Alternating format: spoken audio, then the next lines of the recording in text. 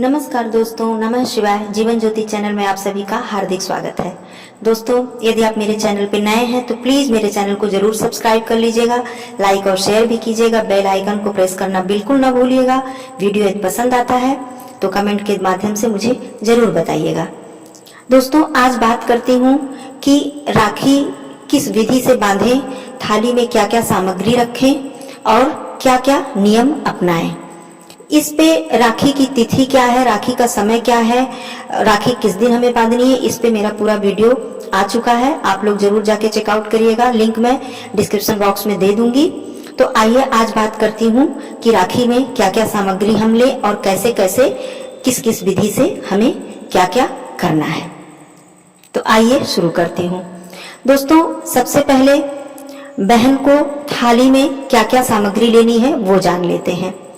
आप थाली में थोड़ा अक्षत लीजिए, लाल चंदन या लाल रोली लीजिए, पीला चंदन या पीला सिंदूर मत लीजिएगा, लाल रोली या लाल चंदन ही लीजिएगा। साथ में थोड़ा सा गुड़, थोड़ी सी दही और मिठाई आपको कोई भी ले सकती हैं, गुड़ या दही आप जरूर ले लें। मिठाई जो भी आपके भाई को पसंद है आप ले सकती हैं। थोड़े से फूल ले लीजिएगा, अक्षत ले लीजिएगा और राखी जो आपको बांधनी है वो ले लीजिएगा। साथ में घी का दिया, घी नहीं है तो तिल के तेल का एक दीपक जलाने के लिए आप ले लीजिएगा। अब इतनी सामग्री लेने के बाद हम कैसे कैसे क्या क्या शुरुआत करें। तो दोस्तों, शुरुआत सबसे पहले बहन और भाई पूरब और पश्चिम मुख करके बैठ जाए। यदि बहन का मुख पूरब है तो भाई का मुख पश्चिम, यदि भाई का मुख पश्चिम है तो बहन का मुख पूरब, इस तरह से बैठ जाए। और दोस्तों, ये भी बताया जाता है हमारे धर्म में कि यदि हम नीचे बैठकर कुछ बिछाकर, चटाई या चद्दर कुछ बिछाकर नीचे बैठकर राखी बांधते हैं तो ये बहुत ही उत्तम होता है। किसी बेड या बिस्तर पे बैठ के ना बांधें, नीचे बैठ के बांधें तो बहुत उत्तम होता है। वैसे जैसी आपकी सुविधा हो आप लोग कर सकते हैं, लेकिन अगर यदि आप नीचे बैठ के बांधते हैं तो ये बहुत ही अच्छी बात है। अब हमें इस बात का ध्यान रखना है कि भाई के सर को खुला रखकर राखी नहीं बांधनी है। भाई के सर पर कोई कपड़ा या रुमाल जरूर रख लें। इसमें यह भी ध्यान दें कि यदि रुमाल सफेद कलर का है या कोई वस्त्र सफेद कलर का है तो उसके कोने पे थोड़ी सी हल्दी जरूर लगा लें। अब आपने सर को ढक दिया, आगे आपको क्या करना है बताती हूँ। यदि आपके भाई छोटे हैं तो आप अंगूठे से तिलक करेंगी, और यदि आपके बड़े भाई हैं तो आप अनामिका उंगली से तिलक करेंगी। ऐसी मान्यता है कि छोटे अपने से छोटे को अंगूठे से तिलक करना शुभ माना जाता है। चंदन जो आपने लिया है या लाल रोली लिया है उससे पहले आप लंबा तिलक लगाएंगी भाई को, फिर उस पे अक्षत लगाएंगी।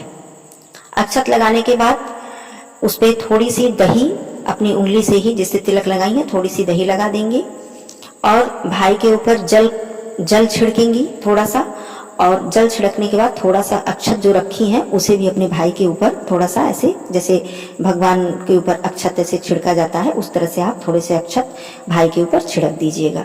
जल और अक्षत छिड़कने के बाद, तिलक करने के बाद फिर आप अपने भाई को रक्षाबंधन बांधिएगा दाहिने हाथ में।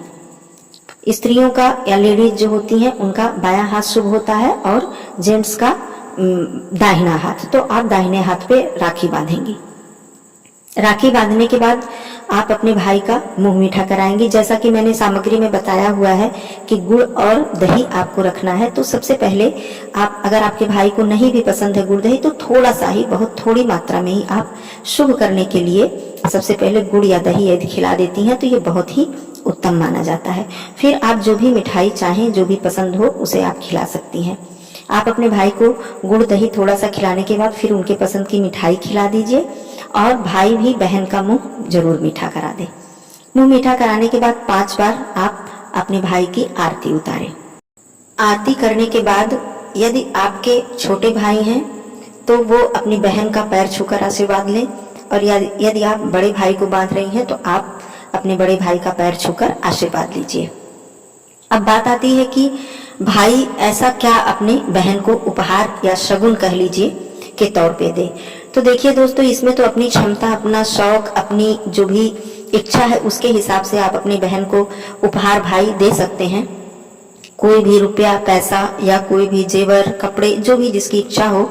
लेकिन थोड़ी सी मान्यता यह है कि यदि आपकी बहन शादीशुदा है तो उन्हें सुहाग से संबंधित कोई चीज यदि भाई देता है उपहार के तौर पे, शगुन के तौर पे, तो बहुत ही शुभ माना जाता है। यदि ऐसा हो सके, आपकी क्षमता है, तो उपहार के तौर पे जैसे शगुन, सुहाग का कोई भी चीज, वो छोटी सी एक बिंदी ही हो गई, सिंदूर की डिबिया ही हो गई।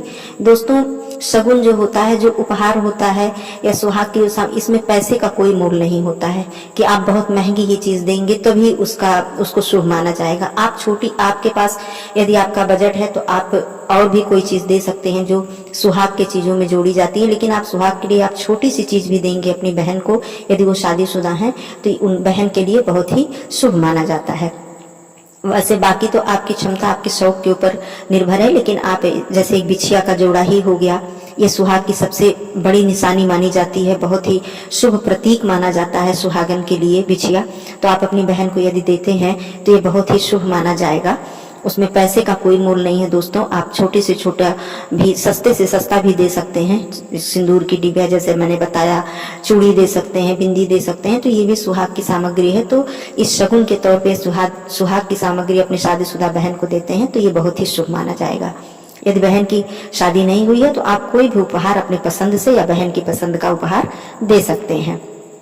तो दोस्तों, ये कुछ नियम थे कि राखी बांधते समय क्या क्या सामग्री हम रखें, कैसे बांधें, क्या क्या नियम अपनाएं, क्या क्या सावधानियां रखें।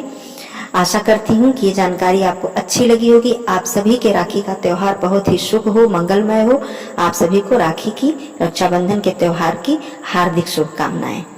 तो दोस्तों, फिर मिलती हूँ नेक्स्ट वीडियो में नए टॉपिक के साथ। तब तक के लिए धन्यवाद। नमः शिवाय दोस्तों।